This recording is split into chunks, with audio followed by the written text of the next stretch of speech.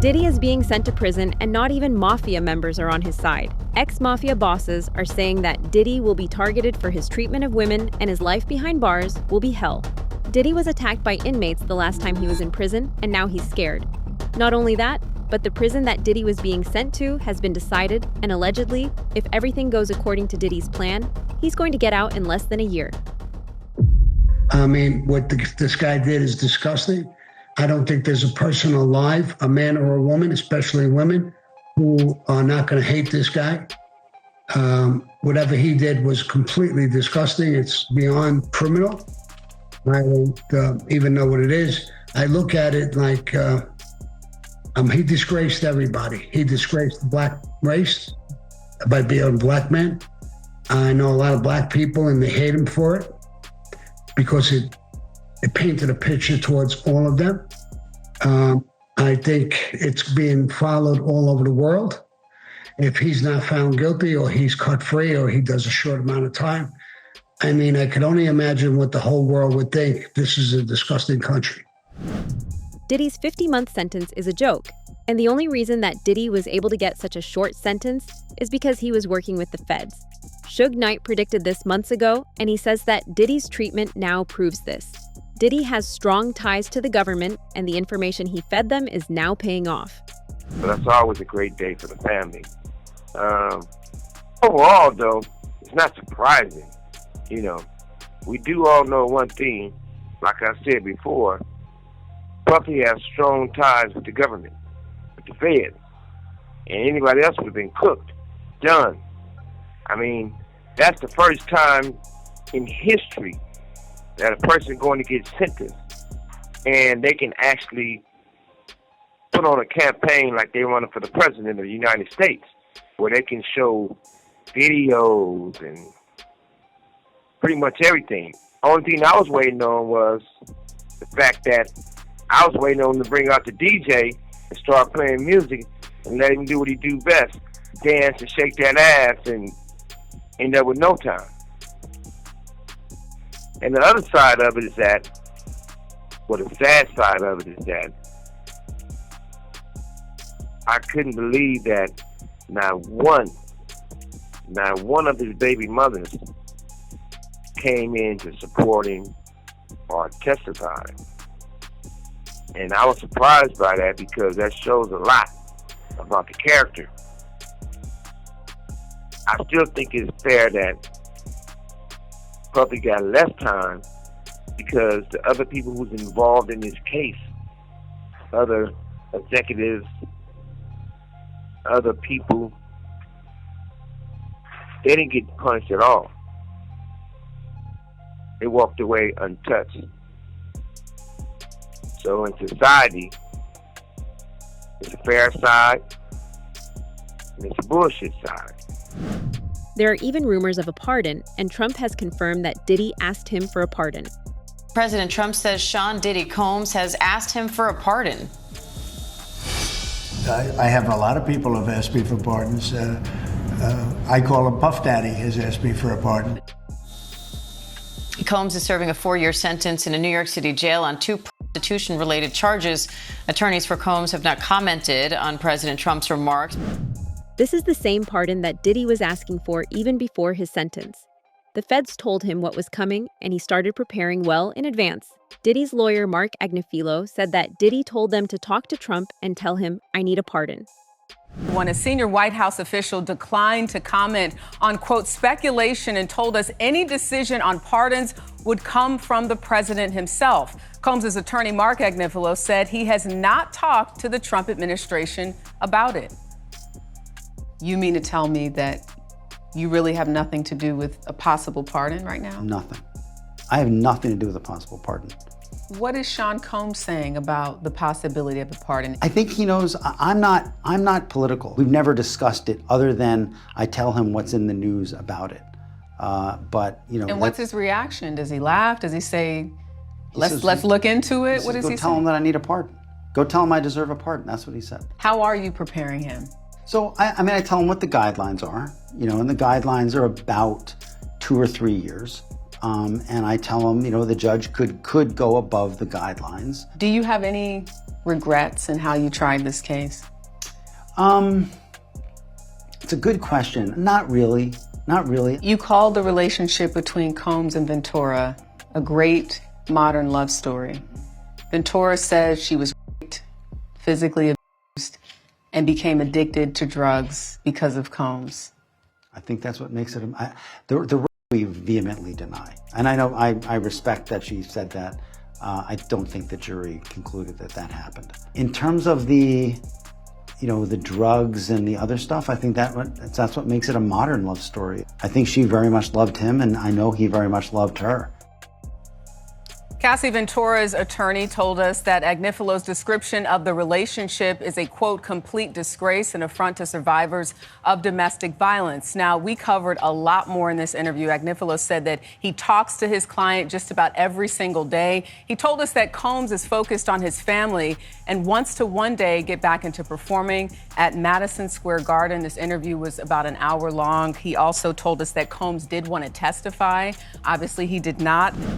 Diddy's women is inexcusable, and Diddy is going to have a hard time behind bars. The only thing that's going to help Diddy is his money, and according to former mobster Michael Francese, Diddy can use his money to buy friends. Let's not forget that Diddy is basically a billionaire, and he can pay for protection. His business is the enterprise, and the people that worked for him were part of the conspiracy, so maybe they're unindicted co-conspirators, and they got immunity because, like Michael said, on my indictment, it said the United States of America versus, and then there was 8 names. And we all conspired to commit crimes. Diddy's alone. Who did he conspire with? Did he conspire by himself? Did he extort people? Yes, he did. Did he kidnap people? He held them against his will? Yes, he did. He brought people across state lines, which is a federal offense. But to be a RICO just on him, it's hard for me to understand how that happens.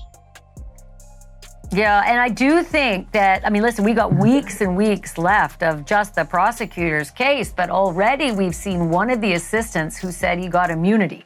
And my feeling is that his second in command, Christina Coram, either she's going to plead the fifth or she's going to have been offered immunity or use immunity for her testimony. I do think you're right. It's kind of confusing without the conspirators, but my feeling is that right now, to get the testimony against the guy at the top, they may be offering them immunity. But like I said, we still have to find that out. Speaking out about Diddy's RICO charges, Mytale said that it's likely that all the other participants in Diddy's party were given immunity in exchange for their cooperation. Diddy's second in command, Christina Coram, was directly responsible for sourcing the women that Diddy was using, but she didn't get charged. It has also been confirmed that at least 3 of the witnesses in Diddy's trial were given immunity. But they didn't beat up and kill girls all the time. Do you see a big difference here with the kind of behavior Diddy's accused of doing compared to the behavior of mobsters? Oh, absolutely. Let me say this. I always take the position, someone's innocent until proven guilty. That's just my position all the time. However, we have seen certain things. I think everybody has seen the hotel video where he was obviously beating her up. And the testimony has been absolutely despicable.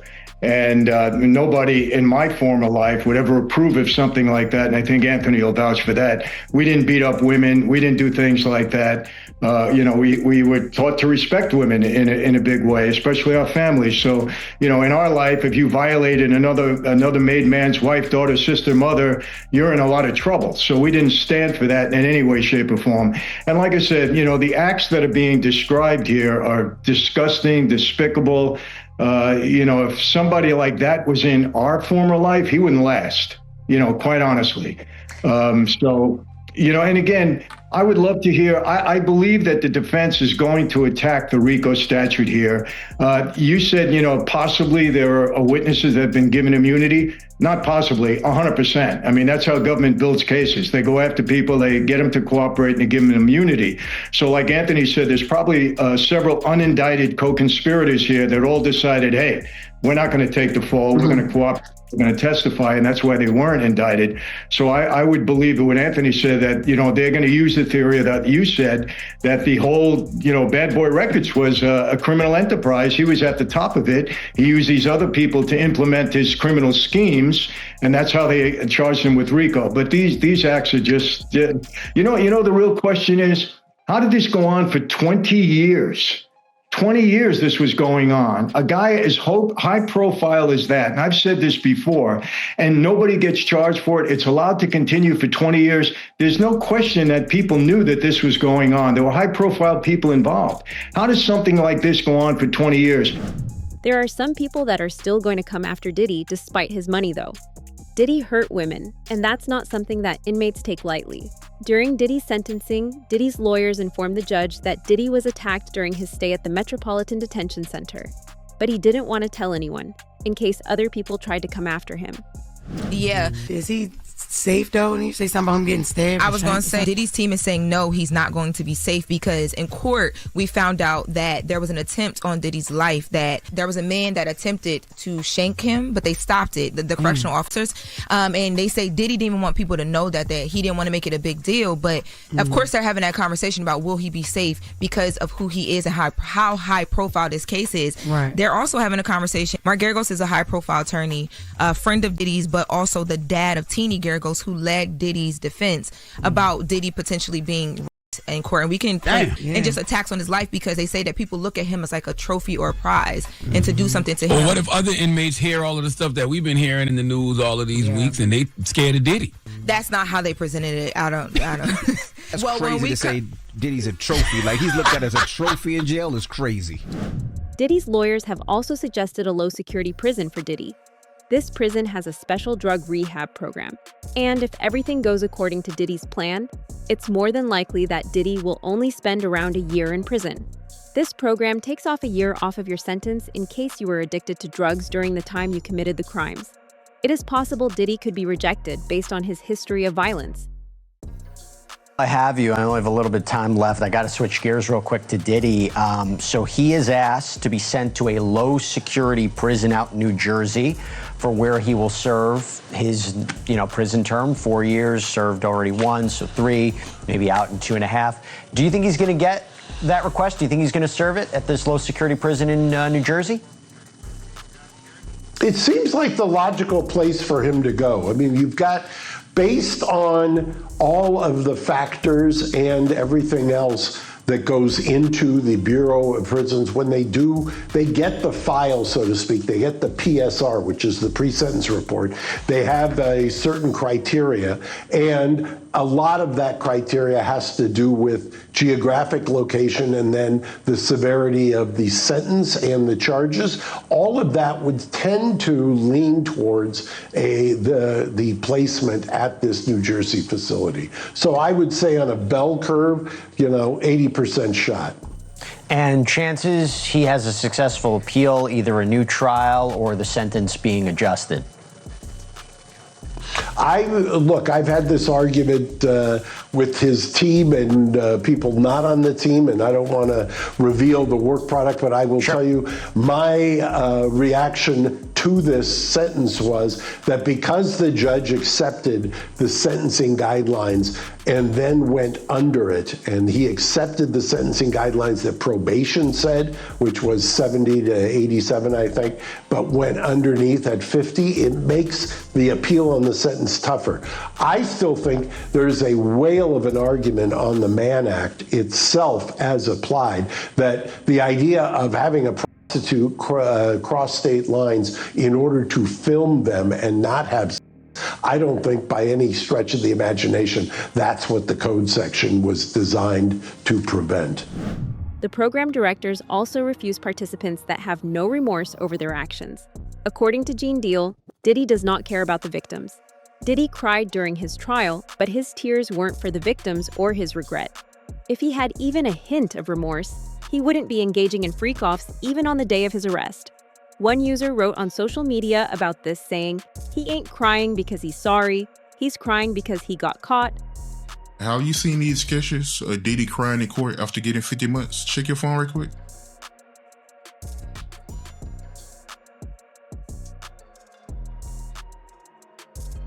Man, looking at these pictures,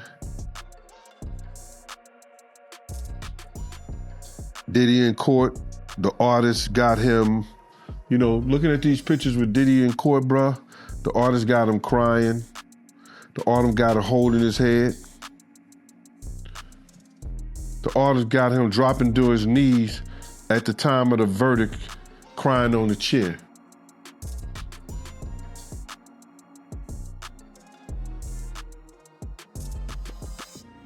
My heart goes out and it says, "Fuck 'em and feed 'em beans."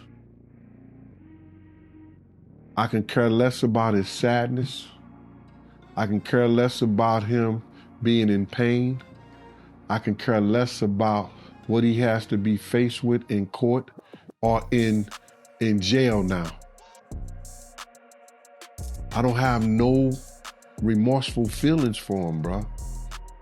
You understand? This is somebody that at one time I would have given my own life for.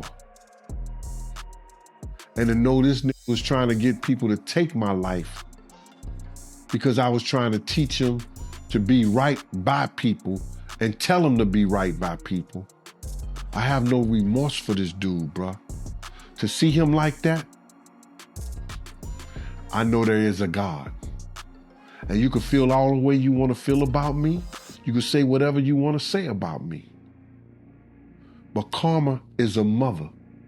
The judge gave him 50 months, but you got to realize he already had 14 months in it, practically. And he's going to get credit for 2 months of that 14 months. That give him 16 months. He's going to do 24 months, which is going to give him about 30 months because he only had to do 85% in the feds, and he goes to probably a halfway house. So he got off like a fat rat in a cheese factory. But for a dude like Diddy going to jail and spending all that time, I'm not saying it's going to be rough or nothing like that because his former president of Bad Boy, Kirk Burrows, with the federal jail. You understand? Lil' Kim with the federal jail. So, because the type of dude he is, he'll make it, he'll be all right. And plus they're going to send him to a camp, bruh. He'll be in somebody's camp or somebody's dormitory, whereas that it'll be real light for him. So, he'll see the streets back again in 24 months. He'll be out within 2 years. It seems like a lot saying 50 months and everything like that, but it's not really a lot, not at all, bro. It's not a lot at all. You know what I'm saying? I know for executive, somebody who's been a jet setter. Diddy never had any sympathy for his victims, so why should people have sympathy for him now? Every move he made, every secret he tried to bury is coming back to haunt him.